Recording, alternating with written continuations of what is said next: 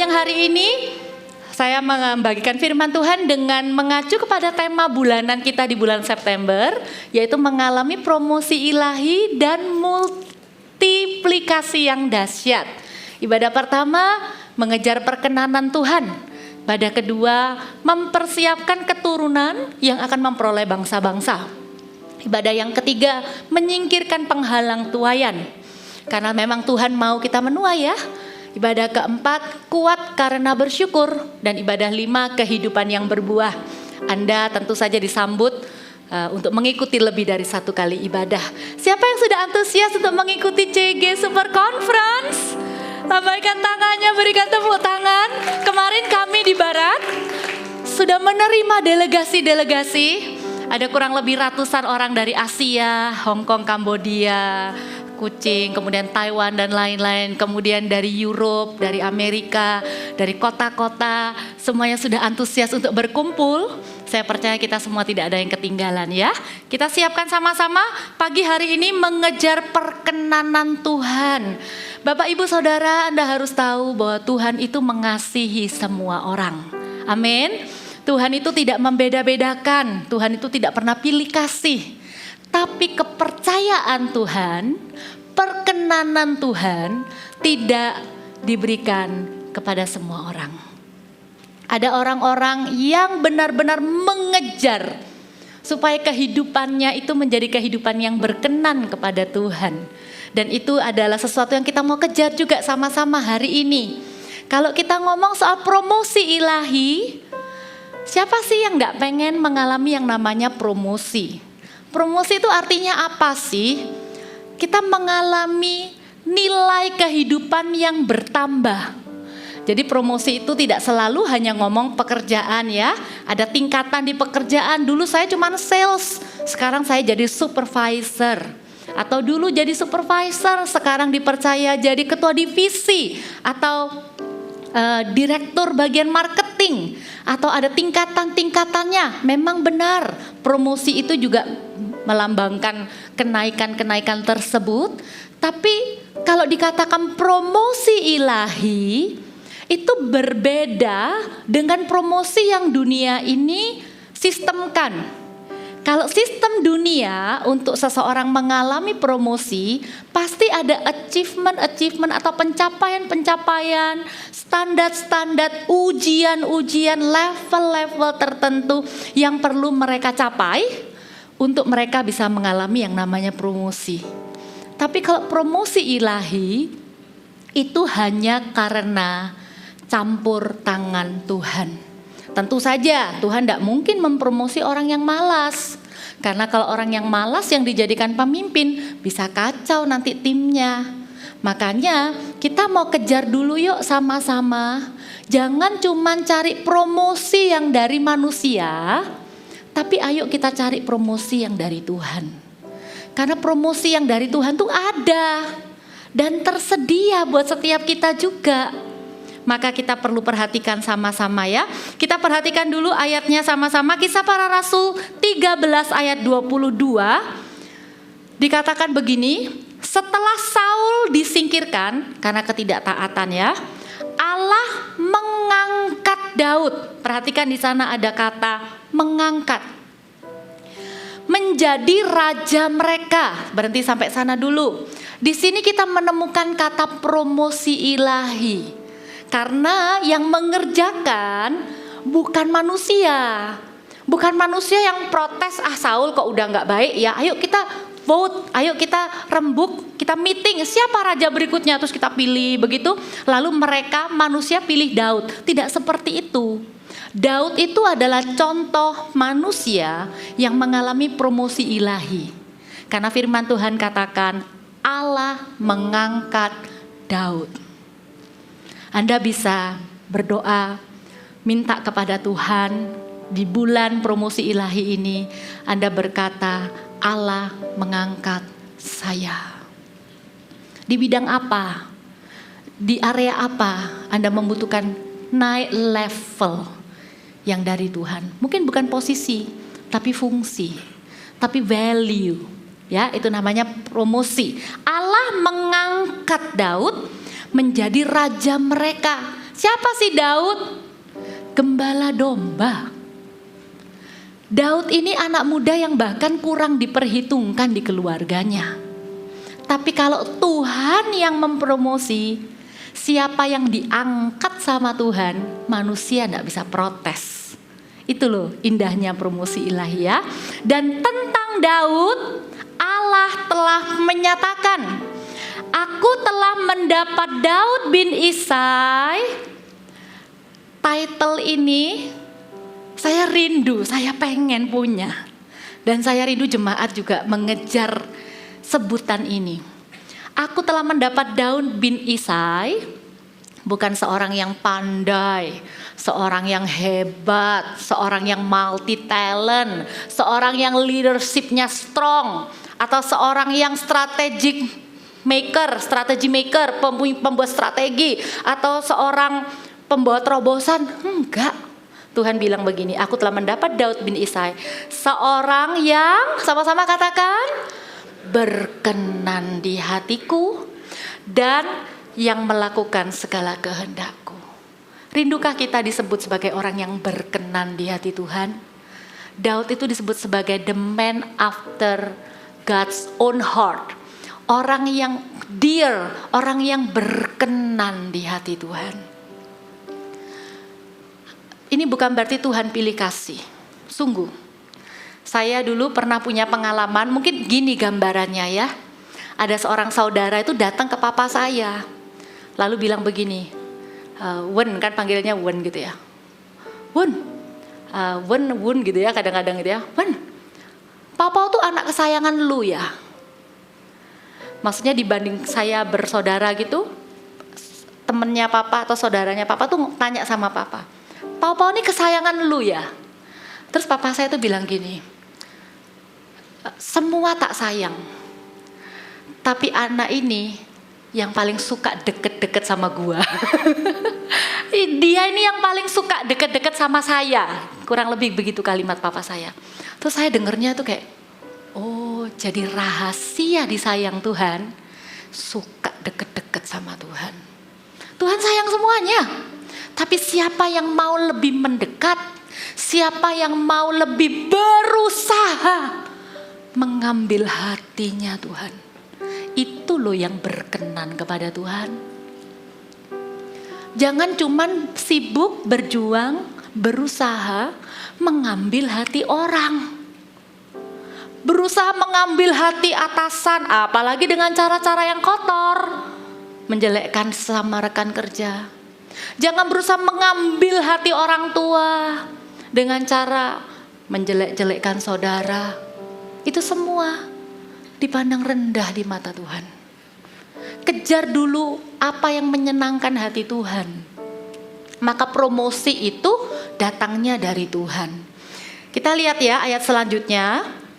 Dikatakan begini, di 1 Samuel 16 ayat 7. Sekali lagi ini penilaian Tuhan ya. Kita bisa tahu tuh, kok bisa Tuhan itu bilang Daud ini berkenan sama aku. Kenapa kok nggak bilang saudara-saudaranya yang udah jadi tentara, yang berjuang membela negara dan lain-lain. Pasti ada satu kualitas hati di dalam diri Daud ini yang Tuhan itu tertarik, yang Tuhan tuh seneng, dan Tuhan jarang temui di antara orang-orang yang lain. Mari kita jadi orang Kristen yang langka yuk di akhir zaman ini. Jadi orang Kristen yang berbeda yuk di akhir zaman ini. Yang gak mengejar apa yang populer, gak sibuk membangun performa, tapi meneladani Daud ya. Dikatakan begini, 1 Samuel 16 ayat 7, tetapi berfirmanlah Tuhan kepada Samuel, janganlah pandang parasnya atau perawakan yang tinggi, sebab aku telah menolaknya. Ini peristiwa waktu anak-anaknya Isai satu demi satu tuh seperti show di depannya Samuel. Deng deng deng deng. Ini kuat banget, bodinya kekar gitu ya. Tapi Samuel tuh sempat kepincut. Wah, ini pasti ini yang dipilih Tuhan. Lalu Tuhan bilang, "Bukan." Terus lewat lagi anak kedua, bukan, semuanya bilang bukan. Sampai Samuel mungkin frustasi juga ya. Lalu Tuhan bilang begini ya, Sebab bukan yang dilihat manusia, yang dilihat Allah. Ini sebuah prinsip yang kita harus pegang Bapak Ibu Saudara. Manusia melihat apa yang di depan mata, tetapi Tuhan melihat hati. Ada separuh bagian yang penting yang manusia sering abaikan.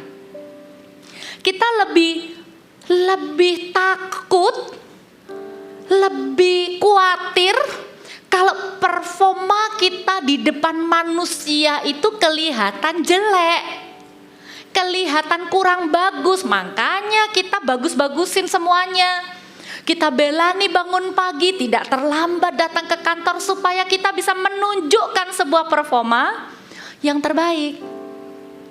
Tapi kadang manusia suka lupa bagian yang keduanya, yaitu bagian di mana dikatakan Tuhan melihat hati.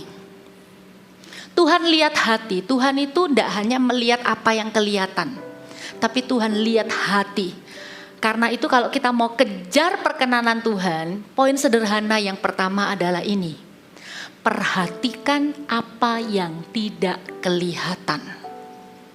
Perhatikan apa yang tidak kelihatan. Seringkali sesuatu yang kelihatan di depan mata tuh lebih menarik hati untuk kita perhatikan. Ya, kalau kita mau keluar, tadi aja saya mau keluar aja dibilangin, "Kak, ada apa ya? Putih-putih." Langsung cepet-cepet deh ke kaca, diambil putih-putihnya, dibuang. Manusia tuh cepet banget memperhatikan apa yang kelihatan dan memperbaikinya. Saya mau bagikan sebuah kegelisahan yang tidak semua orang percaya punya. Kenapa orang lebih gelisah? Kenapa orang lebih gelisah kalau dia belum persiapan presentasi, belum belajar, belum selesai kerjakan ini dan itu, lebih gelisah. Tapi kenapa tidak pernah gelisah kalau tidak membangun hubungan dengan Tuhan? Kenapa tidak gelisah kalau sudah lama tidak berdoa? Kenapa tidak gelisah kalau sudah lama tidak bersekutu dengan firman? Kenapa untuk perkara-perkara rohani yang berhubungan dengan Tuhan yang tidak kelihatan itu kita tidak punya kegelisahan? Bapak Ibu Saudara, saya tahu dengan atau tanpa Anda membangun hubungan pribadi dengan Tuhan, kehidupan Anda akan tetap berjalan. Anda akan tetap bisa bekerja, Anda akan tetap bisa menjadi orang tua, Anda akan tetap bisa menjadi apa yang Anda lakukan setiap harinya. Tapi ketika hati Anda jauh daripada Tuhan, ketika Anda tidak memperhatikan apa yang tidak kelihatan itu, maka perkenanan Tuhan belum tentu ada atas setiap kita. Tuhan itu mencari hubungan Bapak Ibu Saudara. Daud itu tidak langsung hebat bisa mengalahkan Goliat. Bekal Daud itu berani menghadapi Goliat adalah karena Daud pernah punya pengalaman pribadi dengan Tuhan. Daud membangun hubungan pribadi dengan Tuhan bukan ketika hanya ada masalah, tapi itu menjadi sesuatu yang begitu natural. Dari mana kita tahu? Lihat aja kitab Mazmur. Itu kitab yang isinya semua isi hati perjalanan seorang manusia. Mau di masa sakit, mau di masa sehat, mau di dalam tekanan musuh, maupun lagi dipuji-puji orang, maupun lagi di bawah, maupun di atas, dalam keadaan senang, dalam keadaan marah, dalam keadaan kecewa, dalam keadaan bahagia, dalam semua keadaan Tuhan dilibatkan. Tuhan itu bukan cuma peduli dengan urusan kerohanian. Tuhan itu mau ada di hidup kita sehari-hari. Makanya waktu kita mengajarkan saat teduh kepada anak-anak, kita bilang saat teduh itu mungkin awalnya buat kamu adalah keharusan. Disiplin dulu. Tapi nanti saat teduh itu akan menjadi sesuatu yang menjadi kehausan. Karena saat teduh itu artinya apa? Saat teduh itu artinya Tuhan ada dalam kehidupan sehari-hari. Kita bangun pagi berdoa, sederhana aja. Ayo awali. Mumpung kita belum selesai ya, ini sudah hampir di penghujung tahun. Sederhana aja, doa makan gandengan dengan keluarga. Setel lagu pujian penyembahan di sepanjang perjalanan memuji Tuhan bersama. Kadangkala kita tidak punya cukup waktu untuk sengaja kumpul semuanya, tapi pagi-pagi di perjalanan mungkin semua bisa ngumpul. Cari cara untuk benar-benar membangun hubungan pribadi dengan Tuhan setiap hari. Minta sama Tuhan, Tuhan, buat kita, buat saya, buat kami gelisah kalau pagi ini belum berdoa. Buat kami gelisah kalau hari ini belum baca Alkitab. Punyakah Anda kegelisahan itu? Kadang saya kalau flashback, iya ya, kita ini tumbuh besar, tidak pernah diajarin untuk rutin disiplin rohani saat teduh. Tidak pernah. Makanya sekarang untuk kita saat teduh, jujur, lebih susah. Benar lebih susah. Kita merasa tidak punya waktu untuk saat teduh. Pada waktu kita pegang HP, buka short atau TikTok, kita scroll, tidak berasa. Sejam 2 jam sudah lewat. Belum lagi drama Korea yang berseri-seri itu. Kita pikir tidak ada waktu, tapi begitu waktu dipakai untuk hal yang lain, cepat sekali. Makanya kita mulai ajarkan sejak kecil kepada anak-anak. Saya pernah menemukan anak saya itu mau tidur, kemudian tiba-tiba kaget. Mami, belum baca Alkitab. Saya juga sudah setengah tidur. Oke. Punya enggak kegelisahan seperti itu? Seperti seolah-olah ada sesuatu yang kurang dari hari itu. Amin. Mau enggak berdoa seperti itu? Tuhan, buat saya gelisah. Ayo, Anda kalau gelisah pasti tahu kan? Aduh, gelisah tukang enggak datang-datang padahal udah mau ketemuan ini. Itu gelisah kan? Aduh, ini kok omsetnya gimana bulan ini? Anda gelisah, Anda minta tolong sama Tuhan. Tuhan, tolong dong. Anda gelisah, aduh anakku kok enggak telepon-telepon, sudah sampai mana pulang. Perasaan seperti itu, gelisah seperti itu. Ayo kita minta untuk perkara-perkara rohani, minimal hubungan pribadi dengan Tuhan. Ada enggak yang mau sama saya sepakat kita mau minta kegelisahan itu setiap hari? Mau? Ya? Ya, dan tidak ada loh yang menjadi polisi di hidup Anda yang bertanya, ya nggak perlu lah ya tiap pagi CGL-nya ngecek, lu udah saat teduh belum, lu udah sate belum, kamu udah sate belum, nggak perlu. Karena hubungan pribadi itu adalah our devotion kepada Tuhan, itu pengabdian kita, itu dedikasi kita kepada Tuhan. Perhatikan apa yang tidak kelihatan. Pertama namanya hubungan pribadi dengan Tuhan. Yang kedua namanya karakter kita. Karakter kita itu tidak sama dengan behavior atau perbuatan. Tidak sama. Kita bisa, izinkan saya pakai bahasa Inggris sedikit-sedikit ya. We can manage our behavior. Kita bisa mengatur perbuatan kita supaya kelihatan baik di depan orang. Bisa. Kita bisa aja duduk manis senyum sama orang, tapi di dalam hati gitu ya. Makanya firman Tuhan itu jelas dan tegas. Kalau kita mau jadi orang yang berkenan di hati Tuhan, jauhi apa yang dibenci Tuhan. Oh, saya tahu. Yang dibenci Tuhan itu dosa, iya betul. Tapi ayo kita lebih dalam lagi sedikit. Tuhan itu jarang loh ngomong aku benci. Atau tidak ada manusia tuh yang berani bilang ini yang dibenci Tuhan. Paling tidak saya temukan yang dibenci Tuhan itu satu namanya perceraian. Dua itu yang dikatakan di dalam kitab Amsal. Kita lihat sama-sama ya, Amsal 6 ayat 16 sampai 19. Perbuatan itu sikap yang kelihatan. Tapi kalau karakter itu adalah siapa kita yang sebenarnya. Itu karakter. Dan kita tidak bisa bilang begini, saya ini jadi orang yang kurang sabar karena saya dikelilingi oleh orang-orang yang menjengkelkan. Saya ini karakternya tuh jadi buruk karena orang ini memperlakukan saya begini. Ya, ada benernya juga karena dikatakan pergaulan yang buruk merusak kebiasaan yang baik, lama-lama jadi karakter.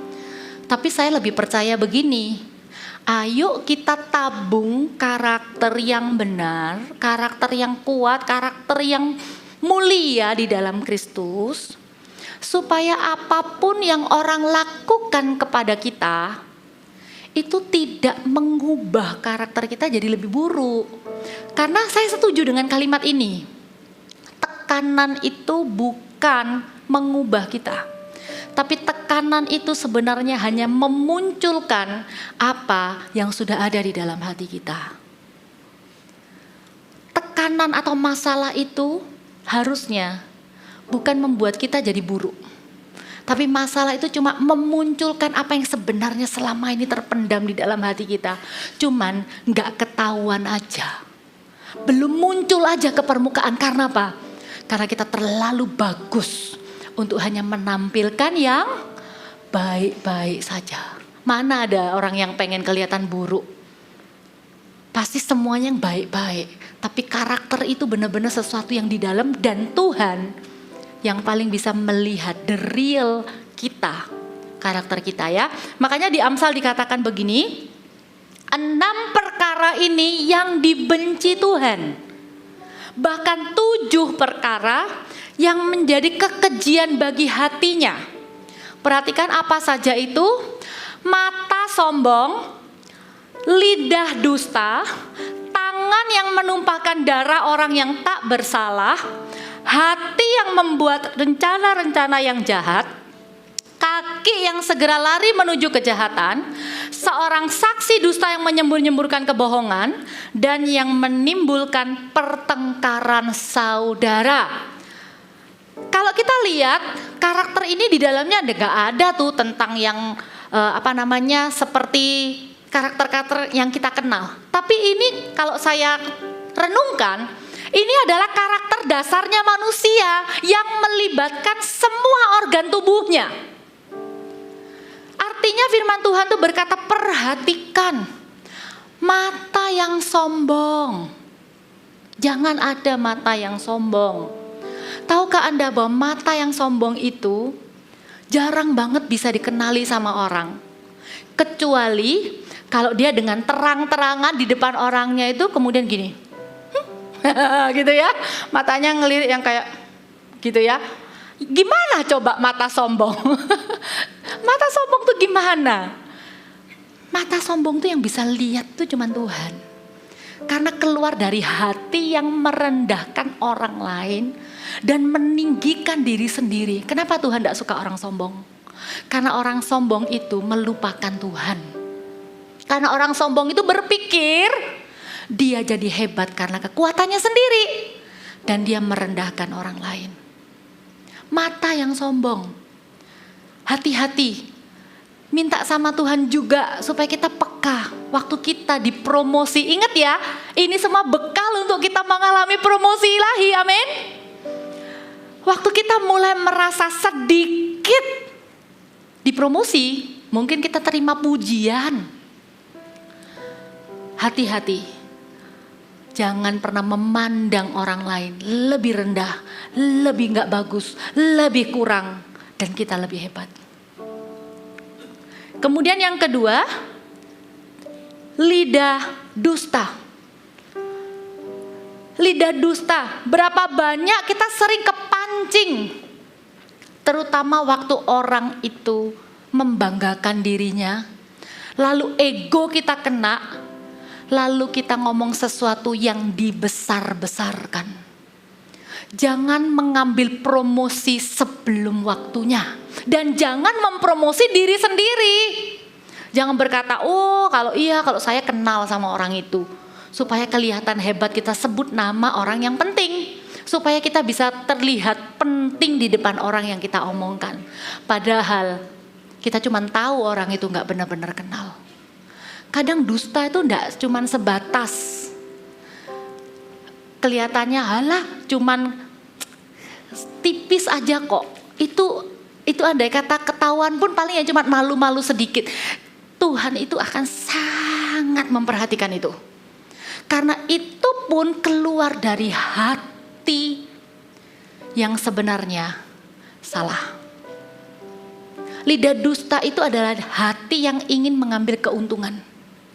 Hati yang pengen lebih dari orang lain. Makanya kita tuh tanpa sadar boasting. Lidah kita itu membesar-besarkan. Yang paling gampang contohnya adalah anak kecil.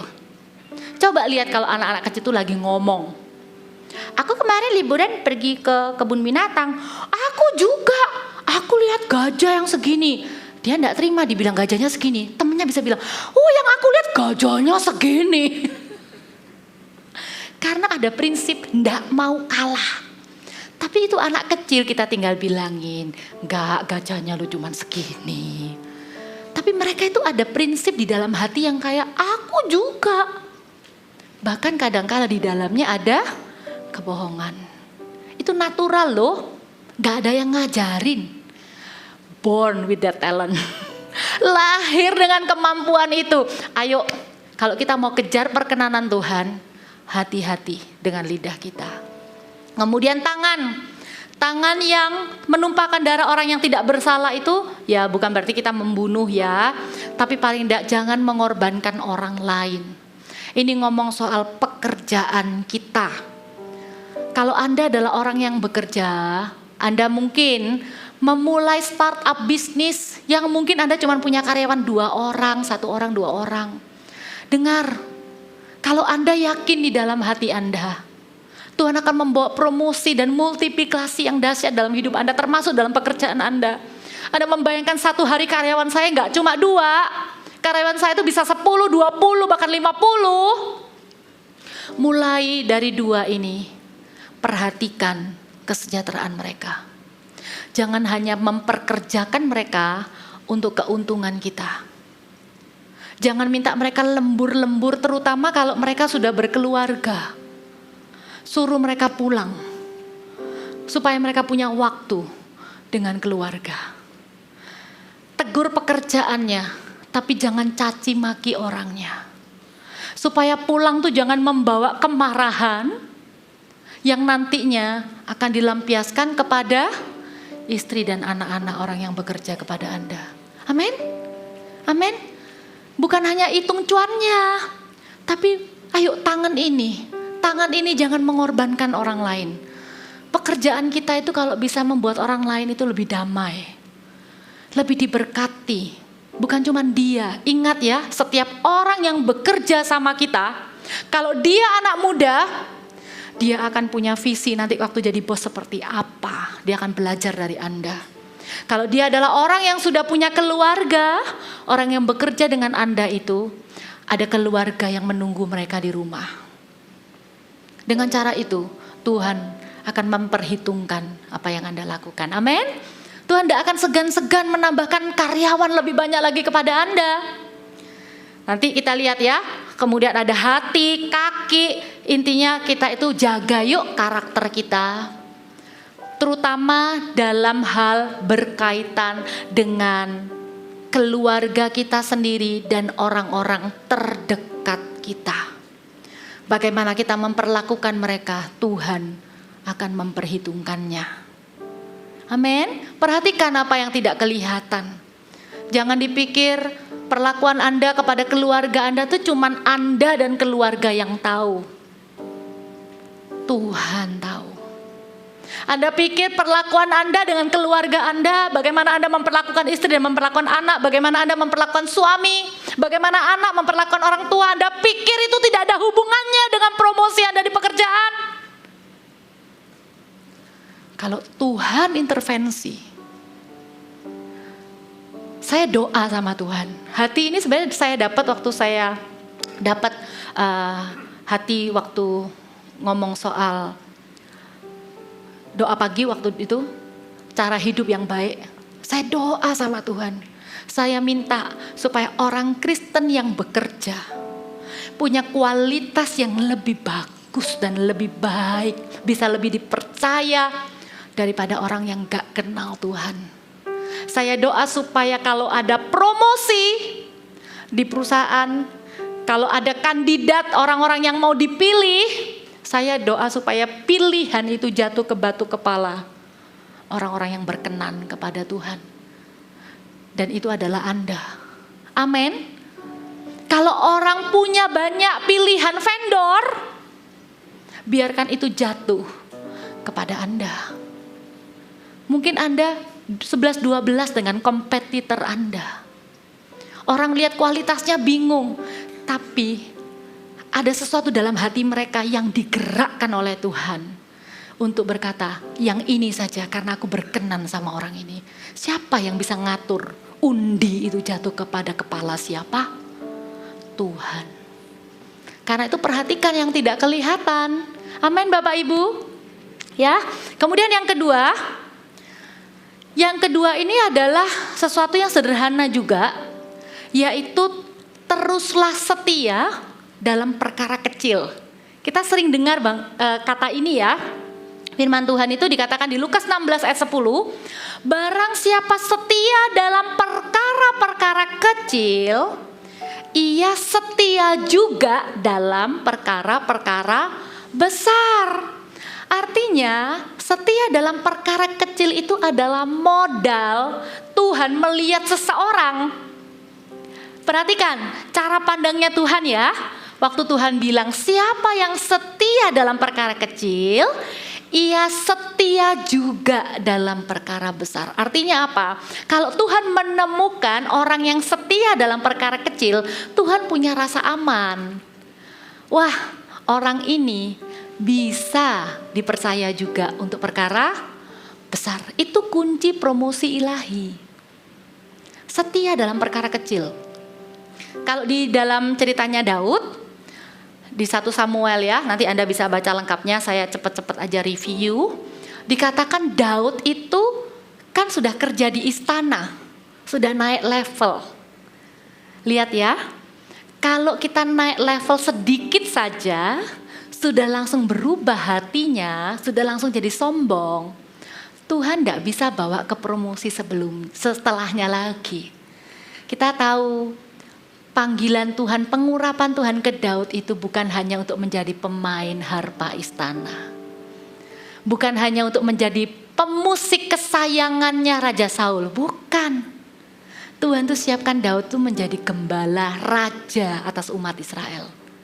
Tapi waktu Daud sudah di level yang ini, dia jadi orang yang kerja di istana, firman Tuhan bilang, Daud selalu pulang daripada Saul untuk menggembalakan domba ayahnya di Bethlehem. Setia dalam perkara kecil itu tidak pernah berubah. Walaupun di level yang lebih tinggi, tetaplah setia dengan perkara kecil. Dalam hal ini teladan saya itu adalah Pastor Philip. Saya cerita aja sedikit ya. Pastor Philip ini sudah biasa kan khotbah di depan belasan ribu orang, altar call, kemudian pertobatan gitu ya, sudah biasa melayani banyak orang. Tapi beliau ini tidak pernah lupa. Setiap hari, setiap minggu itu selalu ada request dari beliau untuk bilang begini. Ini ada satu bapak ini lagi cari CG di Tangerang. Waktu beliau mungkin lihat Instagramnya atau mungkin ada orang yang DM dan lain-lain. Bukan berarti loh kok bisa Pastor Philip yang urusin, kan ada timnya, memang ada timnya. Tapi saya percaya itu adalah komitmen beliau untuk tetap setia dalam perkara kecil. Walaupun jemaat sudah puluhan ribu, tetap satu jiwa itu berharga. Saya belajar dan saya mau punya hati seperti itu. Daud ini walaupun sudah ada di istana, Daud ini tetap pulang menggembalakan domba ayahnya. Memangnya domba ayahnya tuh banyak? Enggak. Sampai dia tuh diejek sama kakak-kakaknya, cuman dibilang 2-3 ekor. Belum tentu memang 2-3 ekor ya, tapi maksudnya jumlahnya tuh kecil banget, sampai diremehkan. Dan waktu Daud itu disuruh sama ayahnya untuk melihat kakak-kakaknya di peperangan sambil bawain makanan, ada satu ayat firman Tuhan lagi katakan begini, lalu Daud bangun pagi-pagi, ditinggalkannya lah kambing dombanya pada seorang penjaga. Mungkin dia dapat pekerjaan, satu tugas baru yang lebih exciting. Wah, akhirnya bisa ke medan perang, akhirnya bisa show up di medan perang walaupun cuma bawa bekal. Punya alasan untuk masuk dalam komunitasnya orang-orang keren. Tapi pekerjaan rutinnya, pekerjaan yang gak kelihatan keren, itu tidak diabaikan. Dia tetap bangun pagi-pagi, titipin dulu sama yang lain, baru dia berangkat. Bapak Ibu, ayo kita punya kualitas yang seperti ini. Setia dalam perkara yang kecil, waktu kita mulai dikasih sesuatu yang lebih besar, jangan abaikan sesuatu yang kecil yang masih menjadi tanggung jawab kita. Karena apa? Karena ini ya, Tuhan itu berjanji sama kita seperti ini. Ini ayat yang terakhir ya. Di Matius 25 ayat 21 dikatakan begini, maka kata tuannya itu kepadanya, baik sekali perbuatanmu hai hambaku yang baik dan setia. Perhatikan ya, Tuhan itu kasih omongan dulu, hamba yang baik dan setia. Ini ngomong kualitas hati, bukan hamba yang rajin dan cekatan dan profesional, bukan. Tuhan tuh perhatikan kualitas hati. Dia, firman Tuhan katakan, engkau telah setia dalam perkara kecil, aku akan memberikan kepadamu tanggung jawab dalam perkara yang besar. Masuklah dan turutlah dalam kebahagiaan Tuhanmu. Perhatikan ayat ini indah. Kalau promosi itu datangnya dari Tuhan, Anda akan punya kemampuannya untuk mengelola sesuatu yang besar itu. Saya mulai pelayanan sebagai kakak Amasa dulu namanya. Mengembalakan sekitar 10 anak di daerah Dharma Husada karena saya kuliahnya dulu di Unair. Jadi kakak. Saya enggak tahu, saya pokoknya setia aja melayani. Tapi ada satu titik saya masih ingat. Saya melayani di Eagle Kids itu sudah 20 tahun. Ini tahun ke-20 saya. Tapi saya jadi gembala Eagle Kids itu baru 7 tahun. Artinya 13 tahun saya melayani sebagai volunteer, sebagai staff. Saya masih ingat satu titik sebelum saya diangkat jadi gembala. Makanya saya tahu promosi itu dari Tuhan. Bukan dari deket-deket sama orang-orang penting atau apa. Karena Tuhan itu sudah ngomong jauh-jauh hari. Tuhan tuh ngomong seperti ini. Pau, aku akan bawa kamu terus naik. Saya ya amin-amin aja ya, apa maksudnya nggak ngerti. Tapi saya ingat, karena saya tahu, itu juga janji firman, bukan hanya spesial untuk saya, tapi untuk kita semua. Amin kan? Kan Tuhan bilang, engkau akan terus naik dan bukan turun, menjadi kepala dan bukan ekor. Waktu Tuhan bilang, Pau aku akan bawa kamu terus naik. Lalu Tuhan bilang begini, tapi hatimu jangan berubah ya. Di situ saya hancur hati. Di situ saya hancur hati. Saya tahu bukan posisi, bukan promosi, tapi hati.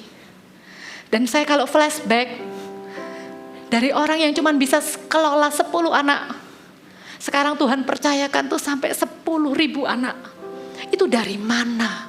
Kalau bukan dari Tuhan. Dengarkan saya.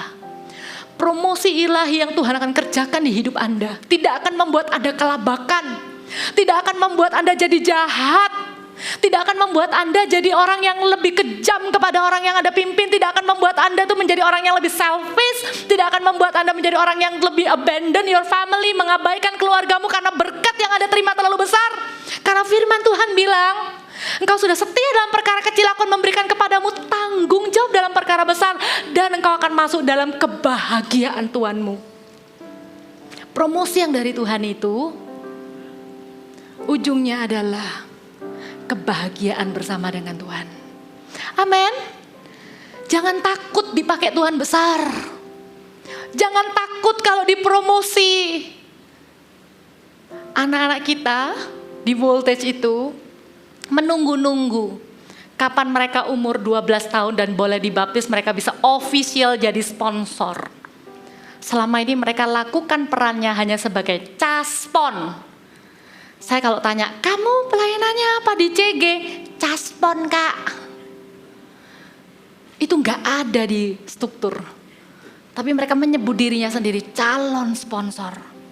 Kamu mau jadi pulang-pulang retreat, anak-anak datang ke mamanya bilang gini, "Mah, aku mau jadi sponsor." Untung mamanya sudah percaya Tuhan tertanam di CG Gereja Mawar Sharon. Kalau enggak saya bisa di demo. Anak saya kok disuruh jadi sponsor, suruh bayar-bayar ya? Enggak ya. Kalau di Gereja Mawar Sharon sponsor tuh bukan tentang uang. Sponsor itu yang care untuk 3-4 orang teman CG yang lain. Jangan takut Bapak Ibu. Kalau Anda baru dipilih jadi ketua CG Fund, Anda baru dipilih, Anda sudah dibilangin, habis ini kamu enggak jadi sponsor ya. Jangan takut komitmen. Jangan takut sama tanggung jawab. Jalani bersama Tuhan. Jalani bersama Tuhan. Amin.